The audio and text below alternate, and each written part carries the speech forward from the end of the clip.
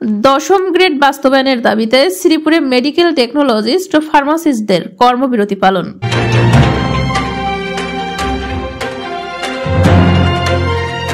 আসসালামু আলাইকুম দর্শক, সকলকে আমন্ত্রণ জানাচ্ছি বিবিআন নিউজে। গাজীপুর শ্রীপুর প্রতিনিধি মনসুরুল ইসলাম মাসুমের পাঠানো তথ্যচিত্রে দেখুন বিস্তারিত। এটা আপনাদের অবগতির জন্য আপনারা বক্তব্য পেশ করবেন। বিসমিল্লাহির রহমানির রহিম। কেন্দ্রীয় নির্দেশ মোতাবেক আজকে আমরা 2 ঘন্টা কর্মবিরতি পালন করতেছি। আমরা দীর্ঘদিন ধরে বৈষম্যের শিকার, সরকারকে অনতিবিলম্বে দাবি জানাচ্ছি। গাজীপুরের শ্রীপুরে ন্যায্য দাবি আদায়ের লক্ষ্যে 2 ঘন্টা কর্মবিরতি পালন করেছেন মেডিকেল টেকনোলজিস্ট ও ফার্মাসিস্টরা।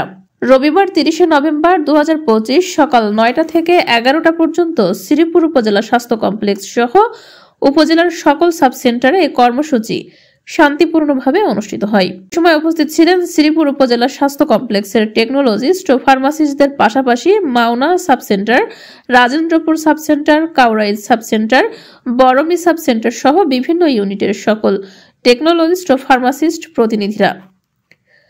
আয়োজকরা জানান, বহুদিন ধরে 10ম গ্রেড বাস্তবায়নের দাবি জানানো হলেও এখনো পর্যন্ত প্রয়োজনীয় পদক্ষেপ নেওয়া হয়নি।